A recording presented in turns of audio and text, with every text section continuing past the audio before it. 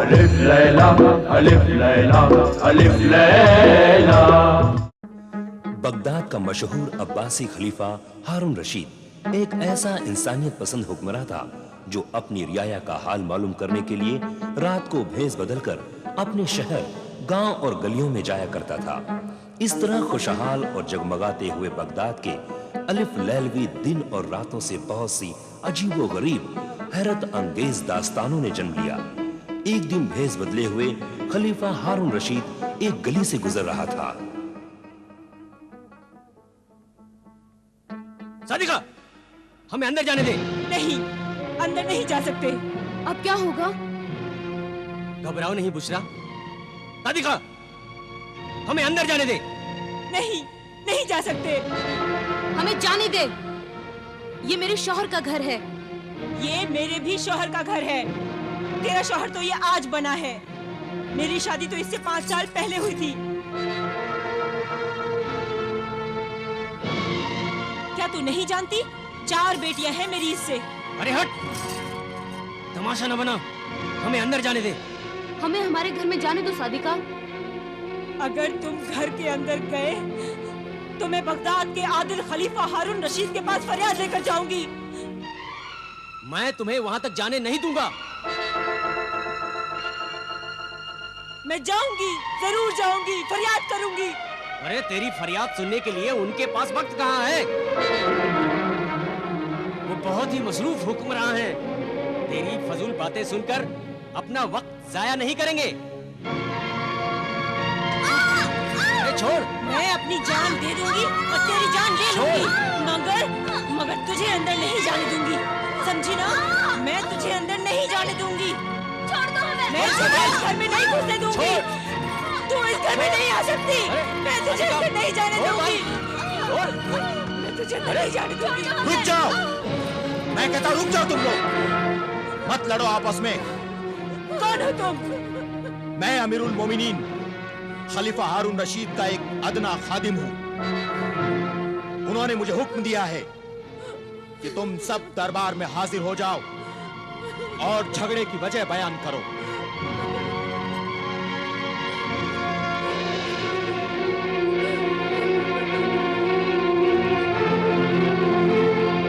बयान कर फरियादी ज़ौजे रफीक, बयान कर। रफीक और बुशरा, तुम्हें भी सच्चाई बयान करने की इजाजत है।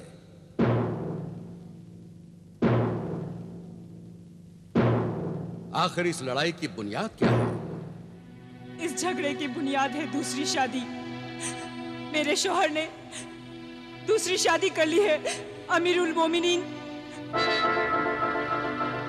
अमीरुल मोमिनीन, हमारे मजहब इस्लाम ने दूसरी शादी की इजाजत दी है। मगर किन हालात में दूसरी शादी की इजाजत दी है? अगर औरत बांझ हो या बच्चा पैदा करने के लायक न हो या फिर मुसलसल हमेशा बीमार रहती हो। और दूसरी शादी करने के लिए अगर पहली बीवी इजाजत दे तभी शौहर दूसरी शादी कर सकता है। क्या तुमने अपनी दूसरी शादी करने से पहले अपनी पहली बीवी से इजाजत ली थी? जी नहीं। तो फिर तुम गुनहगार हो। तुमने अपनी पहली बीवी पर जुल्म किया है और मजहब इस्लाम को बदनाम किया है। मगर इसमें मेरा क्या कसूर है अमीरुल मोमिनीन? कसूर है हुजूर, कसूर है, बहुत बड़ा कसूर है। ये भी मेरे खाविंद के गुनाह में बराबर की शरीक है। तुमने या तुम्हारे माँ बाप ने मुझसे आकर पूछा मुझसे आकर कि मैंने अपने शौहर को दूसरी शादी की इजाजत दी है या नहीं? और अब ये जुल्म मैं बर्दाश्त कर रही हूँ अमीरुल मोमिनीन। तुम्हारा इल्जाम सही है मजलूम सादिका। आखिर तुमने दूसरी शादी क्यों की? क्योंकि इस बीवी से मेरी 4 लड़कियां पैदा हुई, इससे कोई लड़का पैदा नहीं हुआ। बेटा पैदा करना औरत के इख्तियार में नहीं है, इसका जिम्मेदार भी मर्द है। क्यों तबीब हकीम हाजिक और मसीहुज्जमा, आपका क्या ख्याल है? आपने बिल्कुल सही फरमाया हुजूर। तिबो हिकमत की बरसों की तहकीक के बाद मुहक्किक इस नतीजे पर पहुंचे हैं कि मर्द का जो मादा जिसे कि हमल करार पाता है उसमें जिस किस्म के जरसोम ज्यादा होते हैं, बच्चा वैसा ही पैदा होता है। हुजूर, अल्लाह का जो निजाम है वो बिल्कुल सही है। बेटियां भी तो इंसान ही होती हैं। अल्लाह की कुदरत को निशाना बनाना मर्द के किरदार और ईमान की कमजोरी है। मेरे शौहर अपनी बेटियों को ना अच्छा खाने को देते हैं, ना अच्छा पहनने को देते हैं। वो इन्हें बोझ समझते हैं, वो इनसे नफरत करते हैं। तौबाह नऊजुबिल्लाह, अल्लाह तुम्हारी अक्ल पर रहम करे। बेटी से नफरत करके तुम जहन्नुम में अपनी जगह बना रहे हो। ऐ गुमराह पिदर, बेटी तो अल्लाह की रहमत और रसूलुल्लाह का सलाम है। कयामत के दिन औलाद को बाप के नाम से नहीं, मां के नाम से पुकारा जाएगा।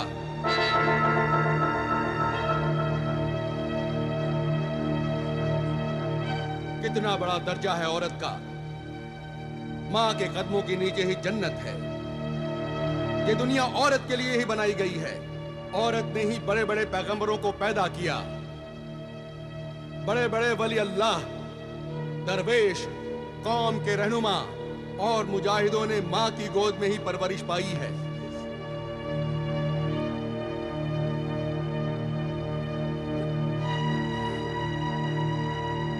जिन कौमों में औरतों को तड़पाया गया, जलील किया गया, वो कौमें भी जलील होकर तबाह हो गईं।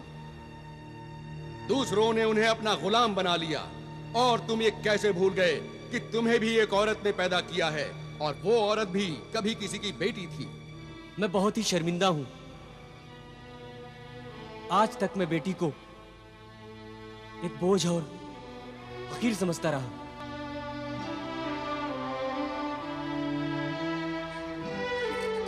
आज आपने मेरी आंखें खोल दी और मुझे बता दिया कि बेटी का दर्जा क्या होता है।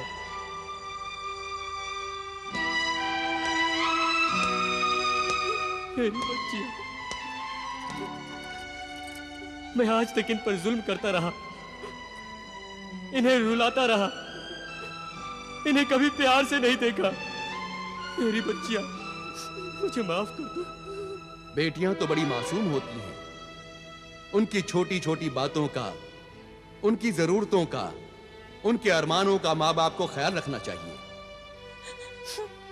अफसोस तो यह है कि औरत को खुदगर्ज मर्द ने अपना मोहताज बना रखा है। ये बेटियां बचपन में माँ बाप के सहारे पर, जवानी में शौहर के आसरे पर और बुढ़ापे में अपनी औलाद के रहमो करम पर बेबसी की जिंदगी गुजारती हैं। इसलिए मैके की मेहमान मुसाफिर ये बेटियां अपने ससुराल पहुंचने तक खिदमत करती रहती हैं। इसलिए अपनी बेटियों को खूब पढ़ाओ, इल्म और हुनर सिखाओ, ताकि वो मर्द की मोहताज न रहें और बेसहारा जिंदगी होने पर इज्जत की रोटी खा सकें। याद रखो, बेटों से ज्यादा बेटियां ही माँ बाप से मोहब्बत करती हैं। मुझे माफ कर दीजिए हुजूर, मुझे माफ कर दीजिए। मुआफी मुझसे नहीं, अल्लाह से मुआफी मांग। अपनी मजलूम बीवी और मासूम बेटियों से मुआफी मांग और जा अपनी बेटियों की बेटों की तरह परवरिश कर।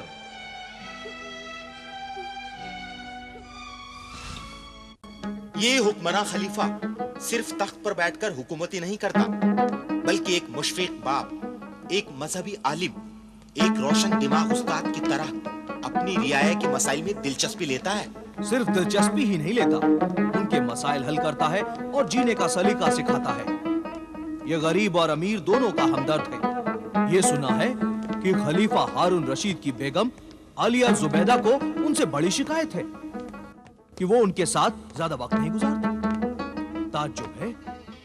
हुजूर अनवर, आज हमारी तबीयत थी कि हम आपके साथ उस नहर के किनारे चहलकदमी करें जो आपने हमारे लिए नहर जुबैदा बनवाई है। यकीनन हमें बहुत ही खुशी होती बेगम आलिया, लेकिन आज आप हमें मुआफ फरमाएं। शाम होने वाली है और हमें अपना फर्ज अदा करने के लिए महल के बाहर जाना होगा। आप जैसे फर्जशनास शौहर की बीवी होना तो हमारे लिए बाइसे फख्र है। और ये तो हमारे लिए और भी खुशी की बात है कि जो वक्त बीवी के साथ गुजारने के लिए होता है वो भी आप अपनी रियाया की भलाई और खिदमत में गुजारते हैं। इसके लिए तो हम वाकई आपके एहसानमंद हैं बेगम, जो ये कहकर आपने हमारी हौसला अफजाई की है। वाकई अगर शरीक हयात बीवी शौहर के जज्बात और उसके कामों में शरीक हो तो शौहर अपने नेक मकसद में जरूर कामयाब होता है। वक्त हो चला है मेरे सरताज, आप जाइए, देर हो रही है। न जाने कितने मौसम गुजर गए हैं, लेकिन हम आपकी सैरो तफरीह की ख्वाहिश पूरी न कर सके। वाकई हम बहुत शर्मिंदा हैं बेगम, खुदारा हमें मुआफ कर दें। नहीं नहीं, मुआफी मांगकर इस कनीज को शर्मिंदा न करें मेरे सरताज।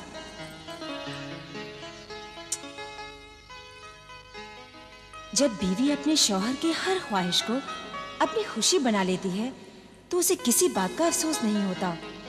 और हम इस बात को अच्छी तरह जानते हैं मेरे सरताज कि जो लोग आप तक नहीं पहुंच पाते आप उन तक पहुंच जाते हैं। अल्लाह हाफिज। अल्लाह हाफिज मेरे सरताज।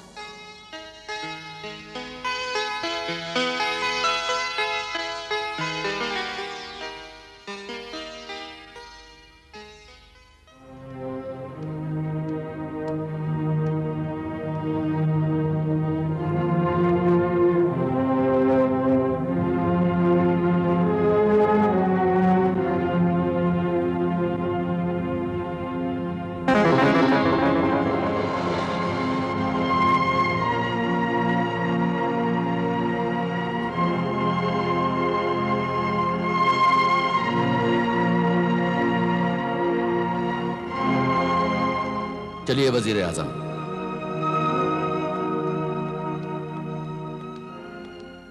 अल्लाह के नाम पर कोई खाना खिला दो, मुझ भूखे फकीर को कोई खाना खिला दो। मैं 3 दिन से भूखा हूँ, कोई फकीर को खाना खिला दो, नहीं तो मैं भूख से तड़प तड़प कर मर जाऊंगा। मुझे कोई खाना खिला दो, अल्लाह के नाम पर कोई।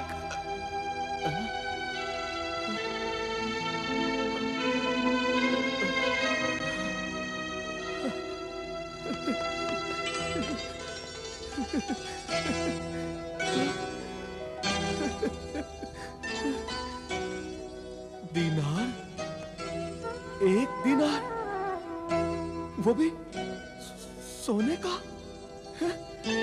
शुक्रिया ऐ मेरे मोहसिन सखी, तेरा बहुत बहुत शुक्रिया। अल्लाह तुझे खुश रखे।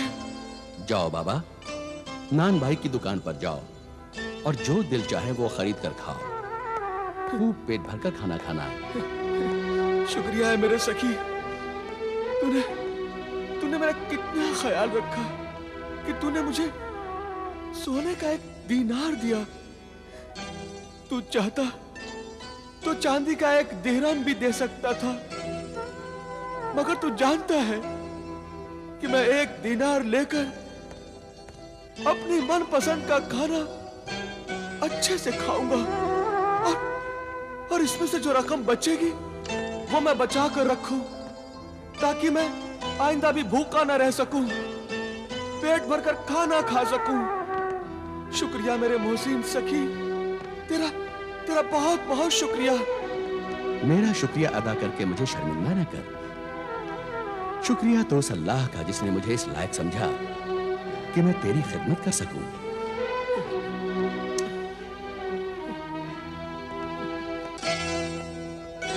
जाओ बाबा और जाकर पेट भरकर खाना खाओ और उस अल्लाह का शुक्रिया अदा करो। हाँ, जाता हूं, मगर खाना खाने से पहले मेरी एक शर्त है। तू मानेगा ना उस शर्त को?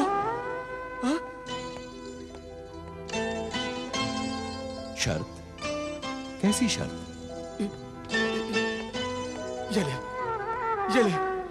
ये कोड़ा ले और मेरी पीठ पर 3 कोड़े मार। 3 जब तू 3 कोड़े मारेगा तभी मैं खाना खाऊंगा। क्या तू पागल है नाबीना फकीर? नहीं, मैं पागल नहीं हूं। मैं पूरा होशो हवास में हूं। ये कोड़ा ले और इस पीठ पर मुझे 3 कोड़े मार ले। जिसने मुझे भीख दी है, जब वो मुझे कोड़े मारेगा तभी मैं खाना खाऊंगा। नहीं, मैं तुम्हें कोड़े नहीं मारूंगा। मैं अपने हाथों से ये जुल्म नहीं कर सकता। जाओ बाबा और जाकर खाना खाओ। तो फिर ठीक है, मैं खाना नहीं खाऊंगा। जाओ बाबा, तुम हमें परेशान कर रहे हो। अरे परेशान तो तू कर रहा है मुझे। ये ले कोड़ा और मेरी पीठ पर 3 कोड़े मार। रहम कर, मुझ भूखे पर रहम कर। नहीं, मैं तुम्हें कोड़े नहीं मारूंगा। नहीं, तू नहीं मारेगा कोड़े? ठीक है, फिर अपना 1 दिनार भी ले ले। मुझे नहीं चाहिए तेरा ये दिनार। अल्लाह के नाम पर मुझ भूखे फकीर को कोई खाना खिला दो। अल्लाह के नाम पर कोई खाना खिला दो। अल्लाह के नाम पर कोई खाना खिला दो। मैं 3 दिन से भूखा हूँ। मैं बहुत परेशान हूँ वज़ीर आज़म। कोई खाना खिला दो। इस फकीर की भूख, इसकी पुकार, इसकी फरियाद खाना खिला दो। मैं तुम्हें सुन सकता हूँ और नहीं देख सकता हूँ। ए नूर वालों, मुझ बेनूर को कोई खाना खिला दो। तरस खा मुझ बेनूर पे, कोई खाना खिला दो। इस अंधे भूखे फकीर को मारने के लिए मेरे हाथ कैसे उठ सकते हैं? न तो मैं इसे कोड़े मार सकता हूँ और न ही मैं इसकी भूख मिटा सकता हूँ। अल्लाह के नाम पर कोई खाना खिला दो। खाना खिला दो, नहीं तो मैं भूख से मर जाऊंगा। कोई खाना खिला दो। या अल्लाह, तू मेरी नेकी और सब्र का कैसा इम्तिहान ले रहा है। रहम कर मुझ पर और रहम कर इस बूढ़े फकीर पर। या अल्लाह, कोई खाना खिला दो मुझे।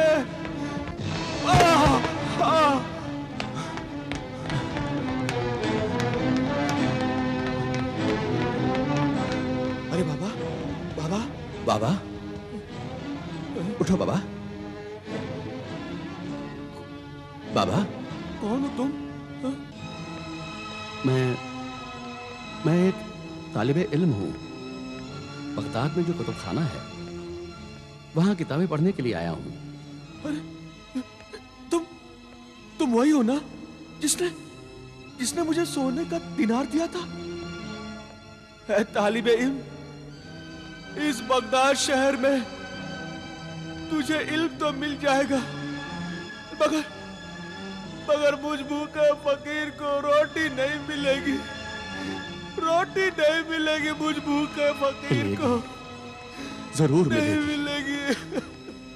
अल्लाह के बेशुमार नेमतों से मालामाल बगदाद शहर में कोई भूखा नहीं मर सकता। उठ ऐ जिद्दी फकीर,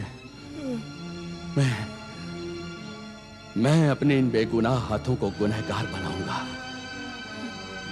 मैं तुझे कोड़े मारूंगा और तुझे खाना खिलाऊंगा। तो तू मुझे कोड़े मारेगा? शुक्रिया मेरे मोहसिन सखी, तेरा बहुत बहुत शुक्रिया। ले ये कोड़ा ले और मेरी इस पीठ पर 3 कोड़े मार। ले मार कोड़े। या अल्लाह, मुझे मुआफ करना। मार, जोर से कोड़े मार, तभी मैं खाना खाऊंगा। मार। या अल्लाह, मेरी तौबा है। अल्लाह, मुझे मुआफ करना। मार, दूसरा कोड़ा मार। मार मेरे नेक नफस मददगार, मार। तीसरा कोड़ा मार, जल्दी मार।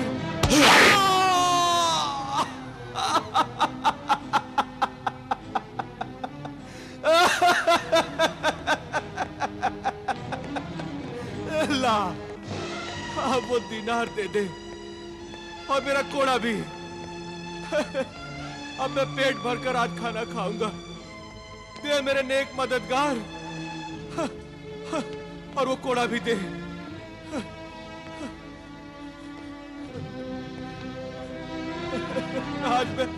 आज मैं पेट भरकर खाना खाऊंगा, पेट भरकर खाना खाऊंगा, मैं पेट भरकर खाना खाऊंगा।